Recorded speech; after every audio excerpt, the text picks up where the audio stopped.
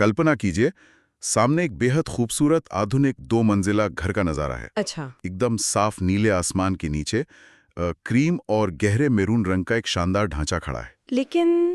लेकिन कुछ अजीब है वहाँ। बिल्कुल। जैसे ही हमारी नज़र उस पहली मंजिल की बालकनी पर जाती है, वहाँ हवा में तैरते हुए बड़े बड़े सफ़ेद अक्षरों में लिखा है इंजीनियर करण बेवाई। अरे बाप रे, हवा में तैरता हुआ नाम। हाँ, मतलब ये किसी साइंस फिक्शन फिल्म का दृश्य नहीं है, बल्कि आज के डिजिटल युग के आर्किटेक्चर की एक बहुत ही दिलचस्प सच्चाई है। सही कहा। तो आज की इस विस्तृत चर्चा में हम केवल ईंट और सीमेंट की बात नहीं करेंगे, बल्कि उस पूरी कहानी को डिकोड करेंगे जो एक आधुनिक घर का बाहरी हिस्सा बयां करता है। और मुझे लगता है कि ये जो शुरुआत आपने की है, यही अपने आप में इस पूरी कहानी का एक बहुत बड़ा सुराग है। वो कैसे? क्योंकि जो तस्वीर हमारे सामने है वो कोई असल में बनी हुई इमारत नहीं है। अच्छा, मतलब ये रियल नहीं है? नहीं, एक 3D आर्किटेक्चरल रेंडरिंग है। मतलब ये भविष्य का वो सपना है जिसे कोई जमीन पर उतारने की तैयारी कर रहा है। राइट, एक डिजिटल ब्लूप्रिंट की तरह। एग्जैक्टली।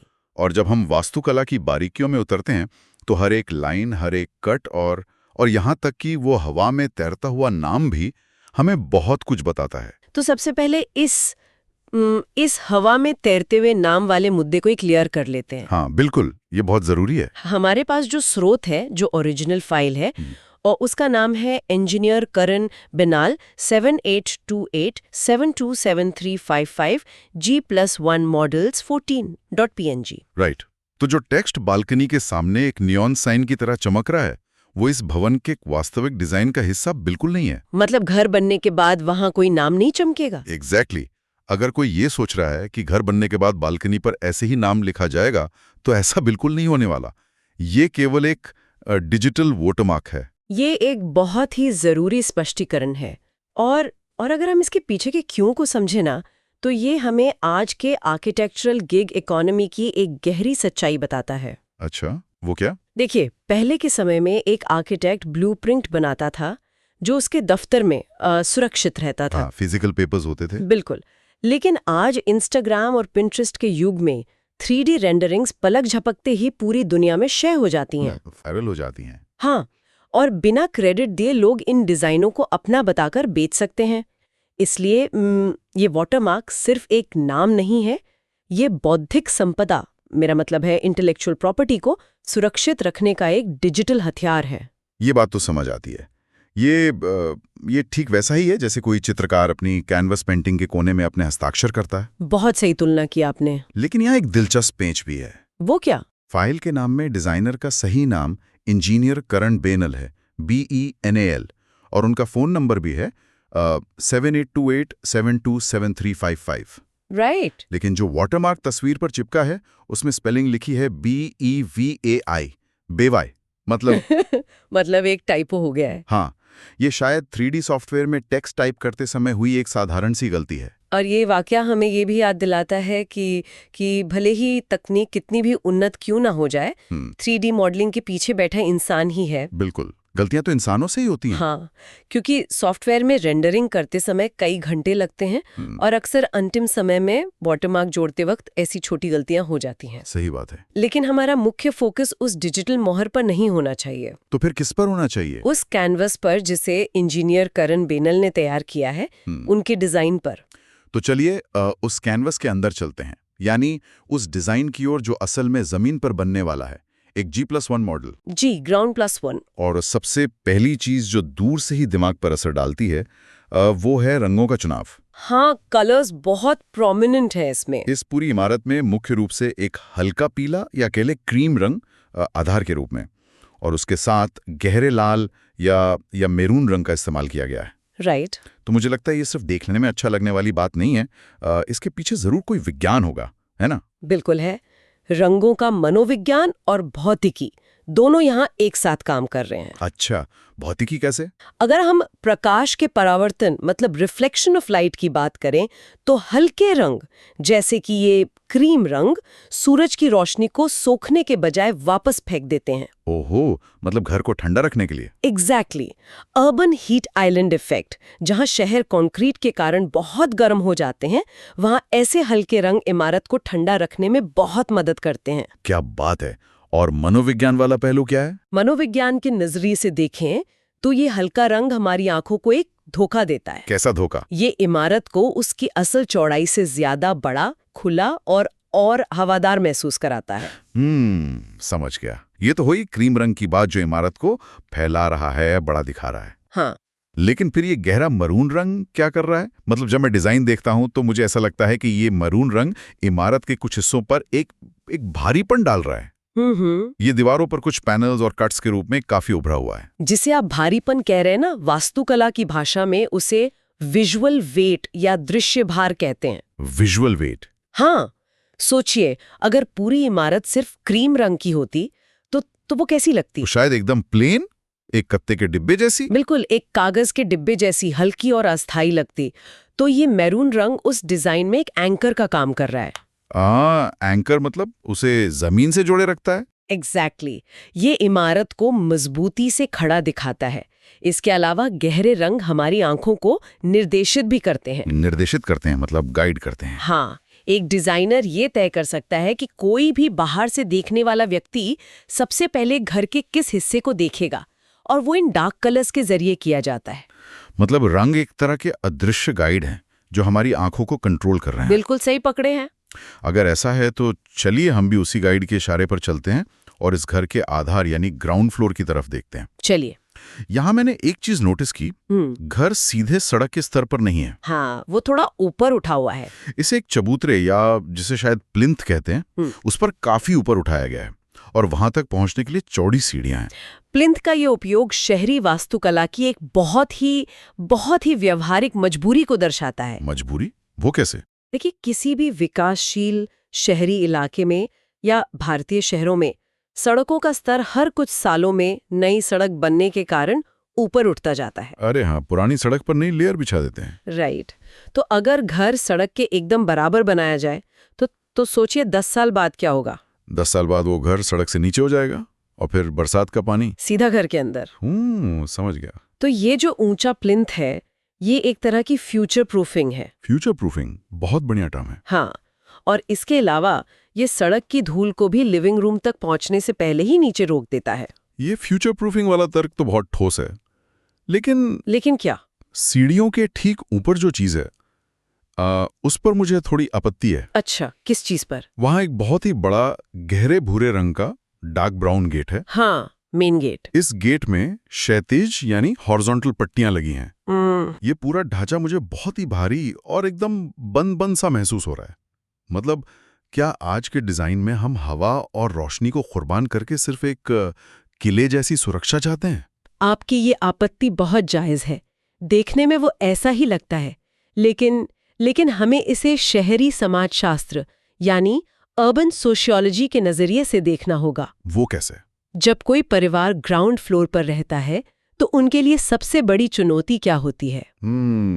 शायद सुरक्षा और उससे भी ज्यादा निजता यानी प्राइवेसी।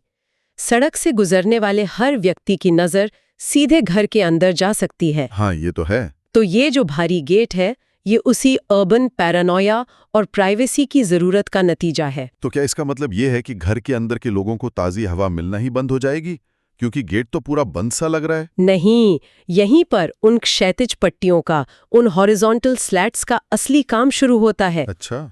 वे पट्टियां ठोस नहीं है, मतलब वो एक के ऊपर एक चिपकी नहीं है, उनके बीच में थोड़ी जगह छोड़ी गई है।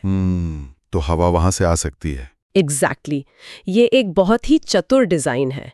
ये हवा को तो अंदर आने देता है, लेकिन एक खास एंगल के कारण ये बाहर से अंदर देखने की जो लाइन ऑफ साइट है ना, उसे पूरी तरह से काट देता है। ओहो, मतलब अंदर से बाहर देख सकते हैं, यह हवा आ सकती है पर बाहर वाला अंदर नहीं झांक सकता। बिल्कुल, आप इसे एक आधुनिक जाली कह सकते हैं। ये निजता भी देता है और वेंटिलेशन को भी पूरी तरह खत्म नहीं करता। क्या बात है। और वो जो गेट पर धातु के मजबूत हैंडल लगे हैं, हाँ, वे इसे एक इंडस्ट्रियल मजबूती का एहसास देते हैं। दिखने में भी अच्छा और काम में भी पक्का। ये तो एक बहुत ही दिलचस्प समझौता है सुरक्षा और हवा के बीच, है ना? अब अगर हम ग्राउंड फ्लोर के इस क्षैतिज गेट से अपनी नजरें ऊपर उठाएं और पहली मंजिल पर जाएं, तो चीजें और भी ज्यादा आपस में जुड़ती हुई नजर आती हैं। हाँ, फर्स्ट फ्लोर का डिजाइन तो बहुत ही खास है। पहली मंजिल पर एक बालकनी है जिसे उसी डार्क मैरून रंग के एक उभरे हुए आयताकार ढांचे से कवर किया गया है। राइट। तो ये मुझे एक विशाल पिक्चर फ्रेम की तरह लग रहा है, मतलब जैसे किसी ने बालकनी को फ्रेम कर दिया हो। पिक्चर फ्रेम की ये तुलना बहुत ही सटीक है। वास्तुकला में ना इसे कंटेनमेंट कहा जाता है। कंटेनमेंट मतलब किसी चीज को सीमित करना। बिल्कुल। जब आप बालकनी के चारों ओर एक फ्रेम बना देते हैं तो आप दरअसल बाहर की दुनिया को एक सीमा में बांध रहे होते हैं। दिलचस्प है। अंदर जो व्यक्ति खड़ा है उसके लिए वो फ्रेम एक लैंडस्केप पेंटिंग की तरह काम करता है। वो उसके देखने के नजरिए को फोकस करता है। और बाहर वाले के लिए? बाहर खड़े व्यक्ति के लिए वो बालकनी पूरी इमारत का केंद्र बिंदु बन जाता है। आपका ध्यान सीधा वहीं जाता है। हाँ, मेरा ध्यान भी सबसे पहले वहीं गया था। और यहाँ एक और चीज है जो मुझे बहुत गहराई से जुड़ी हुई लग रही है। क्या? इसमें भी छोटे छोटे क्षैतिज वेंटिलेशन स्लिट्स बनाए गए हैं। मुझे तो ये एक संगीत की तरह लग रहा है, जैसे किसी गाने में एक ही ड्रम बीट बार बार बज रही हो। अरे वाह, ये ड्रम बीट वाला रूपक बहुत ही बढ़िया है। ये वास्तुकला के एक बहुत अहम सिद्धांत को समझाता है, जिसे हम हॉरिजॉन्टल रिदम कहते हैं। Horizontal rhythm? हाँ, देखिए, मानव मस्तिष्क ना विकासवादी रूप से क्षैतिज रेखाओं को देखकर बहुत शांत महसूस करता है। ऐसा क्यों? क्योंकि हम आदिमानव काल से क्षितिज को, हॉराइजन को स्कैन करते आए हैं। क्षैतिज रेखाएं हमें सुरक्षा, स्थिरता और जमीन से जुड़े होने का एहसास कराती हैं। तो आर्किटेक्ट जानबूझकर इन लाइनों को दोहराता है? एग्जैक्टली। जब आर्किटेक्ट गेट, रेलिंग और दीवार के कट्स में उसी क्षैतिज लय को दोहराता है तो वो पूरे घर को एक सूत्र में बांध देता है। मतलब ये अलग अलग हिस्से नहीं लगते? हाँ, ये घर को खंडों में बटा हुआ नहीं बल्कि एक सिंगल यूनिट के रूप में पेश करता है। और मुझे लगता है वे दीवार के छोटे स्लिट्स सिर्फ वो बीट बनाए रखने के लिए नहीं है। आपका क्या मतलब है? अगर हम हवा के प्रवाह की बात करें तो सामने से आने वाली हवा उन बाईं दीवार के स्लिट से बाहर निकल सकती है। बिल्कुल। जो बालकनी के अंदर एक शानदार क्रॉस वेंटिलेशन पैदा करेगा। यानी फिर से रूप और कार्य, फॉर्म और फंक्शन दोनों साथ चल रहे हैं। एकदम सटीक विश्लेषण किया आपने। वास्तुकला में जब डिजाइन और उपयोगिता आपस में इस तरह गूंथे होते हैं ना, तभी एक सफल इमारत खड़ी होती है। लेकिन यहाँ मुझे एक बहुत बड़ा विरोधाभास भी दिख रहा है। विरोधाभास कहाँ? हमने अब तक क्षैतिज रेखाओं, स्थिरता और उस ड्रम बीट की बहुत बात कर ली, लेकिन इमारत के एकदम दाईं ओर देखिए। जमीन से लेकर छत तक जाने वाला एक लंबा डार्क मैरून रंग का वर्टिकल या लंबवत पिलर है। हाँ, वो वर्टिकल ब्लॉक। और इस पिलर के ठीक बीचों बीच एक बहुत ही पतली और लंबी कांच की खिड़की है। राइट। तो मेरा सवाल ये है कि यह अचानक से उस सारी क्षैतिज लय तो तोड़ क्यों रहा है? क्योंकि अगर कोई गाना सिर्फ एक ही ड्रम बीट पर बजता रहे तो वो बहुत जल्दी उबाऊ हो जाएगा। अच्छा, तो ये उसे तोड़ने के लिए है? बिल्कुल। उस लंबवत या वर्टिकल पिलर को आप उस गाने के बीच में बजने वाले एक गिटार सोलो की तरह देख सकते हैं। अरे वाह, गिटार सोलो? हाँ, जो अचानक से सारी लय तोड़कर आपका ध्यान खींच लेता है। ये तो हुई सौंदर्य या डिजाइन की बात। राइट। लेकिन मनोवैज्ञानिक रूप से यह वर्टिकल लाइन हमारे दिमाग के साथ क्या खेल रही है? जैसे मैंने बताया कि क्षैतिज लाइनें हमें सुरक्षित महसूस कराती हैं, वैसे ही लंबवत या वर्टिकल लाइनें हमारे अंदर आश्चर्य और महत्वाकांक्षा पैदा करती हैं। महत्वाकांक्षा? वो कैसे? ऊंचे पेड़ों या पुरानी इमारतों के शिखरों को याद कीजिए। जब हमारी आंखें नीचे से ऊपर की ओर सफर करती हैं तो ये हमें गुरुत्वाकर्षण से मुक्त होने का एहसास कराता है। हम ऊपर की तरफ खिंचे चले जाते हैं। एग्जैक्टली। अगर ये इमारत सिर्फ क्षैतिज लाइनों से बनी होती तो ये तो एक बक्सा या एक चपटे कंटेनर जैसी लगती। तो ये वर्टिकल मैरून पिलर और पतली खिड़की हमारी आंखों को एक लिफ्ट की तरह सीधे छत पर ले जाती है। बिल्कुल, उस छोटे कमरे तक जिसे ममटी या सीढ़ियों का कमरा कहते हैं। इससे ये 2 मंजिला घर भी बहुत ऊंचा और भव्य महसूस होता है। और मुझे यकीन है कि ये लंबी वर्टिकल खिड़की सिर्फ बाहरी भव्यता के लिए नहीं है। हाँ, आपको क्या लगता है? अगर हम इसके अंदरूनी हिस्से की कल्पना करें तो ये घर की सीढ़ियों वाला हिस्सा होगा। राइट। एक पतली लंबी खिड़की का मतलब है कि सुबह से लेकर शाम तक सूरज चाहे किसी भी दिशा में हो, सीढ़ियों वाले हिस्से में प्राकृतिक रोशनी आती रहेगी। बहुत सही पॉइंट है ये अंधकार भरी सीढ़ियों को एक रोशन गलियारे में बदल देगी। और यही अच्छे आर्किटेक्चर की निशानी है। वो पतली खिड़की बाहर से घर की एक रास्ता को तोड़ रही है और अंदर से ऊर्जा बचा रही है। क्योंकि दिन में वहां किसी कृत्रिम रोशनी या लाइट की जरूरत नहीं पड़ेगी। बिल्कुल सही। तो इन सभी पहलुओं को एक साथ रखकर देखें तो इंजीनियर करण बेनेल का ये डिजाइन बहुत सी बातें स्पष्ट कर देता है। हाँ बिल्कुल। एक सीमित जगह में बिना बहुत सारे जटिल और महंगे सजावट के सिर्फ ज्यामितीय आकृतियों जैसे आयत, क्षैतिज और लंबवत लाइनों और रंगों के सही विज्ञान का उपयोग किया गया है और उससे एक बेहद आधुनिक और साफ सुथरा लुक तैयार किया गया है। राइट। ये दिखाता है कि एक अच्छा घर सिर्फ पैसे से नहीं बल्कि सही सोच और प्लानिंग से बनता है। ये सचमुच एक मास्टर क्लास है कि कैसे शहरी चुनौतियों जैसे प्राइवेसी, वेंटिलेशन और सड़क की धूल को डिजाइन की खूबसूरती से सुलझाया जा सकता है। आज इस 3D रेंडरिंग को डीकोड करते हुए जो वास्तुकला की परतें खुली हैं, वे बहुत ही विचारोत्तेजक हैं। हाँ, काफी कुछ सोचने को मिलता है। लेकिन इस चर्चा को खत्म करने से पहले तस्वीर के एक ऐसे पहलू पर ध्यान जाना चाहिए जिस पर अक्सर हमारी नजर नहीं जाती। वो क्या है? हम इस रेंडरिंग में सिर्फ उस घर को नहीं देख रहे हैं। अच्छा, तो और क्या है? ध्यान से देखिए, घर के पीछे एक एकदम साफ प्रदूषण मुक्त नीला आसमान है। घर के सामने एक चौड़ी चिकनी सड़क है जहाँ कोई ट्रैफिक नहीं है, कोई कचरा नहीं है। एग्जैक्टली। आसपास एकदम परफेक्ट छंटी हुई हरियाली है। ये दरअसल आर्किटेक्चरल मार्केटिंग और मनोविज्ञान का एक बहुत ही गहरा हिस्सा है। यही मैं सोच रहा था। एक बड़ा सवाल यहाँ ये पैदा होता है कि जब ऐसे 3D टूल्स का इस्तेमाल होता है तो क्या वे सिर्फ ईंट और पत्थर के डिजाइन का एक खाका पेश कर रहे होते हैं, या फिर इन तस्वीरों के जरिए हमारे अवचेतन मन में या सबकॉन्शियस माइंड में एक आदर्श पड़ोस और एक यूटोपियन दुनिया की उम्मीद बोई जा रही है। एक ऐसी दुनिया जो हमारे असली शहरों के शोर, धूल और उबड़-खाबड़ सच्चाई से कोसों दूर है। बिल्कुल। जब कोई व्यक्ति इस डिजाइन को देखकर अपना घर बनवाने का फैसला करता है तो क्या वो सिर्फ वो घर खरीद रहा होता है, या उस तस्वीर में मौजूद उस अवास्तविक शांति को पाने की कोशिश कर रहा होता है? एग्जैक्टली, यही सोचने वाली बात है। ये एक ऐसा विरोधाभास है जो आधुनिक वास्तुकला और इंसान की इच्छाओं के बीच हमेशा बना रहेगा। बिल्कुल सही कहा आपने। क्योंकि तकनीक हमें बेहतर भविष्य की तस्वीर तो दिखा सकती है, लेकिन उस तस्वीर का जो संदर्भ है वो हमेशा हमारी वास्तविक दुनिया की चुनौतियों से टकराता है। तो ये एक ऐसा सवाल है जिस पर गहराई से विचार किया जा सकता है। एक इमारत का बाहरी ढांचा सिर्फ एक डिजाइन नहीं बल्कि हमारे सपनों और समाज की हकीकत के बीच का एक पुल है। बहुत खूब कहा। तो आज की इस विस्तृत चर्चा में बस इतना ही। एक नए विषय और नए नजरिए के साथ फिर से मुलाकात होगी।